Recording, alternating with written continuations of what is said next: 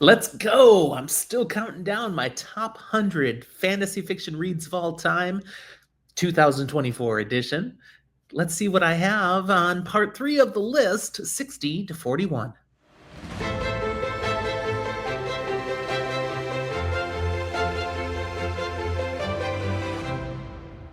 Welcome to Fantasy for the Ages, the show where a father and son talk about fantasy, science fiction, horror, and other nerdy things we enjoy.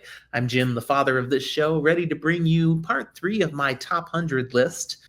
Amazing fantasy fiction books that I've read up through 2024.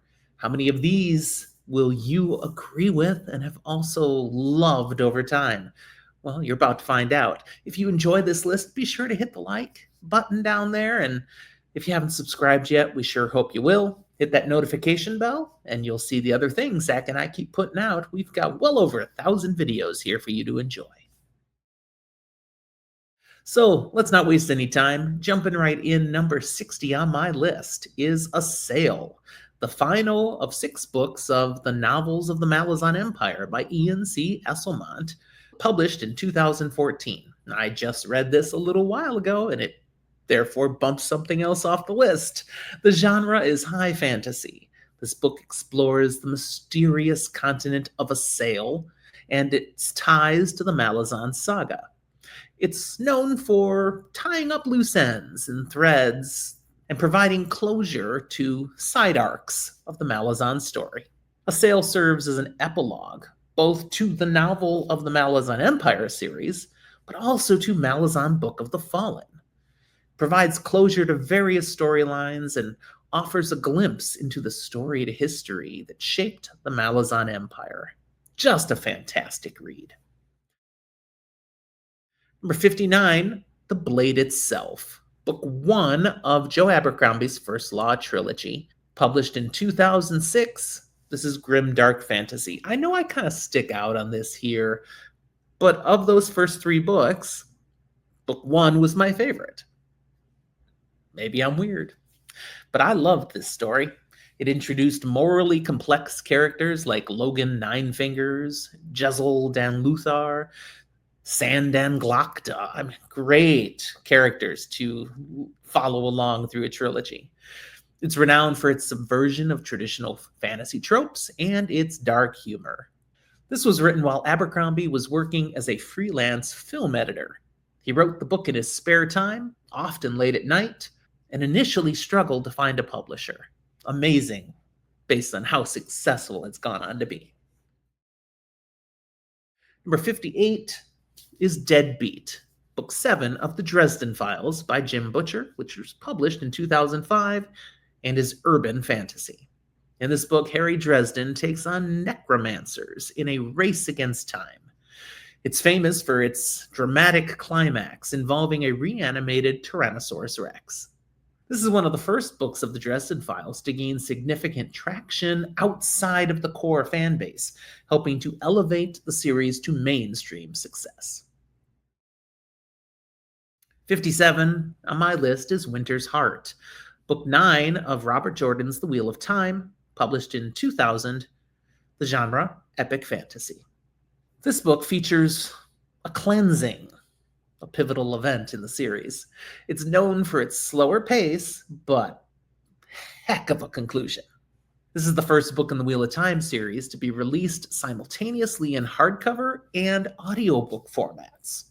This was a relatively uncommon practice at the time, showcasing the series' massive popularity by book 9 and the publisher's confidence in its commercial success.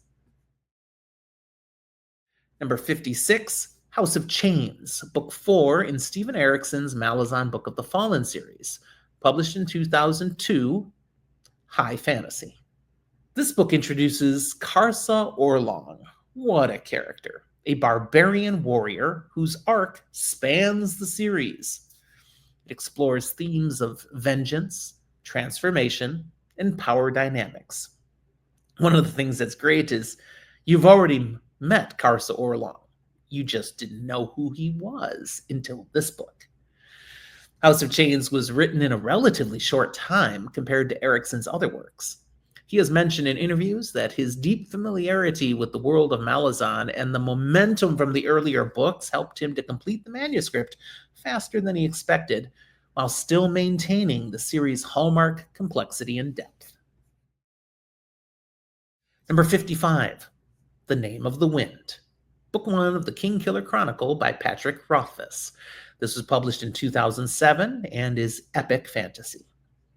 This book chronicles the early life of Kvothe, a legendary figure in a world of magic and mystery.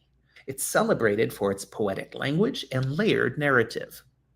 Patrick Rothfuss spent 7 years writing the first draft of this book, and it shows. Number 54, Watchmen. Authors Alan Moore and Dave Gibbons. This was published in 1986 and is a graphic novel of superhero fiction. This is a deconstruction of the superhero genre set in a dystopian alternate history. It's renowned for its complex characters, moral ambiguity, and innovative storytelling. This was the first graphic novel to win a Hugo Award, receiving a special category award in 1988. That recognition was a major milestone in legitimizing graphic novels as a serious form of literature and storytelling. 53, The Eye of the World, Book 1 of Robert Jordan's The Wheel of Time, published in 1990.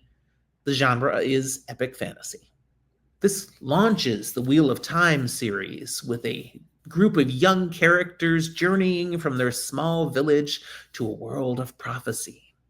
It's known for its homage to Tolkien while establishing a unique voice.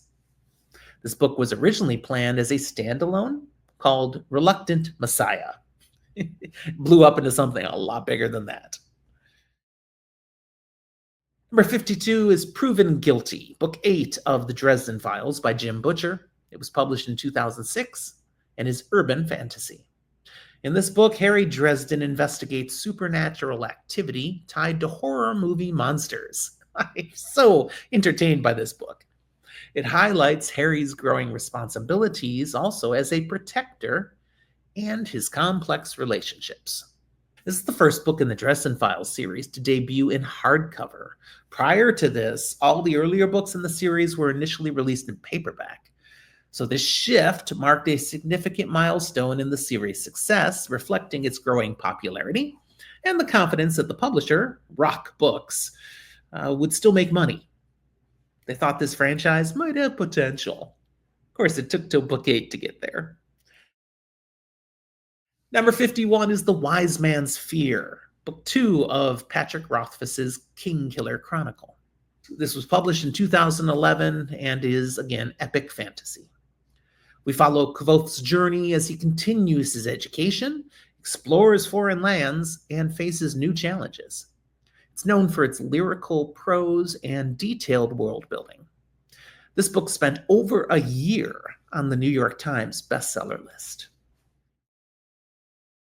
Number 50 is Dust of Dreams, Book 9 of Malazan Book of the Fallen by Stephen Erickson, published in 2009. We list it as high fantasy. This book sets the stage for the series' finale, emphasizing the emotional and thematic weight of its characters' journeys. It's known for its tragic tone and epic battles.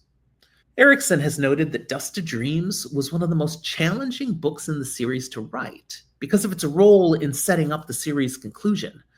In essence, it's the first part of a 2-book series wrap-up. The book's tone and pacing reflect Erickson's meticulous effort to prepare readers for the epic resolution in The Crippled God. Number 49 is Silverthorn, Book 3 of the Rift War saga by Raymond E. Feist, published in 1985. This is high fantasy. The book focuses on Arutha's quest to save his beloved from a deadly poison. It's known for its tight, character-focused narrative. Silverthorn was written during a period when Feist was balancing his new writing career with family life.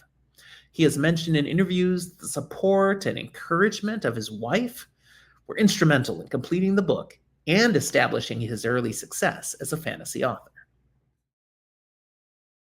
Number 48, A Darkness at Sethanon, Book 4 of the Rift War cycle saga. It was the end of the initial story in Rift War. This was published in 1986 and is high fantasy. So this again concludes the original Rift War saga with an epic battle against an ancient evil. It is praised for its high stakes climax and character resolution. Really enjoyed this. Feist intended this to be the end of the Rift War books. He failed to anticipate just how successful these books were going to be, so he shifted gears and created an expansive Rift War cycle of over 30 books. Number 47 is The Way of Kings, book 1 of Brandon Sanderson's Stormlight Archive. This was published in 2010 and is epic fantasy. This introduces Roshar and key characters like Kaladin, Dalinar, and Shallan. Many of us are really enjoying thinking about these right now because book 5 in the series, Wind and Truth, just came out a couple of days ago. It's not on my top 100 because I haven't finished it, but you better believe it'll be here next year. This book is known for its intricate world building and themes of leadership and resilience. Brandon Sanderson spent over a decade refining this book before its release, and it's a real work of art.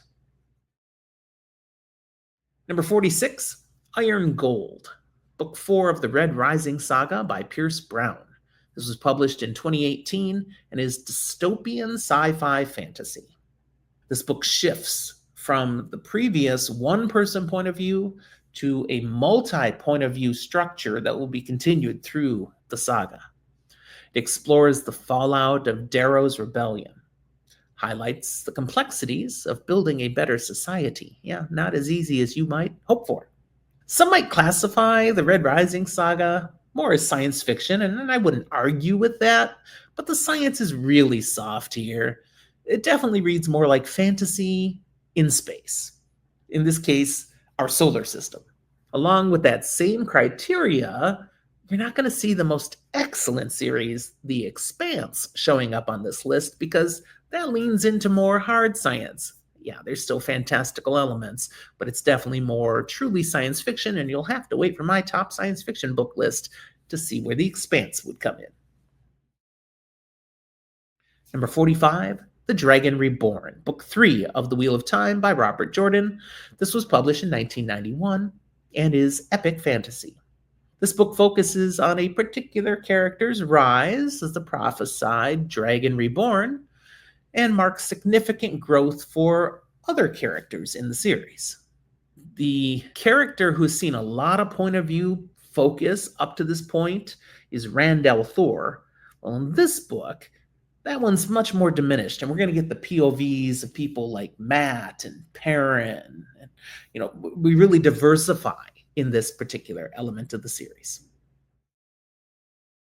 Number 44, Golden Sun, book 2 of the Red Rising saga by Pierce Brown. This one came out in 2015 and again is dystopian sci-fi fantasy. This book expands the scale of Darrow's rebellion and explores political intrigue. It's known for its shocking twists and emotional weight. Golden Sun solidified the Red Rising series' success by debuting on the New York Times hardcover fiction bestseller list. This marked a significant step forward for Pierce Brown's career as it confirmed the series' growing fan base and critical acclaim. Number 43 is Valor, book 2 of John Gwynn's The Faithful and the Fallen, came out in 2014 and is epic fantasy. This book develops key characters and intensifies the stakes in the ongoing conflict of the series. It's praised for its intricate plotting and realistic battles. Author John Gwynn's love for Viking and Celtic history heavily influences the world building and tone of this series. Then we've got number 42, Wrath. Also from The Faithful and the Fallen, this is book 4, the wrap-up of the series by John Gwynn, published in 2016, again, epic fantasy. So Wrath concludes the series with an epic clash between good and evil. It's celebrated for its satisfying character arcs and emotionally charged finale. The book won the 2017 David Gemmell Legend Award for Best Fantasy Novel, recognizing it as a standout conclusion to the series. And my last book to share with you today is number 41, Dark Age, Red Rising Saga Book 5 by Pierce Brown, published in 2019. Genre is dystopian sci-fi fantasy. This is a grim, violent continuation of Darrow's Rebellion, with shifting perspectives. It's known for its unflinching portrayal of the horrors of war. This is the first book in the Red Rising series that was delayed from its initial release date. It was originally scheduled for September 2018, but did not come out until July of 2019. Brown explained he had to push it back because he needed more time to refine the story and ensure it met the high standards set by the previous books in the series. That can be translated as feeling the weight of success and not wanting to blow it by letting down the fans. He didn't blow it. So that's my next 20 for you there. What do you think? Any comments on these books? Let me know it. Put it in the comment box. And while you're at it, look down in the show notes for the ways you can interact with Zach and I beyond just the comment box. Our social media links, our Discord server, there's an invitation. We even have an email address.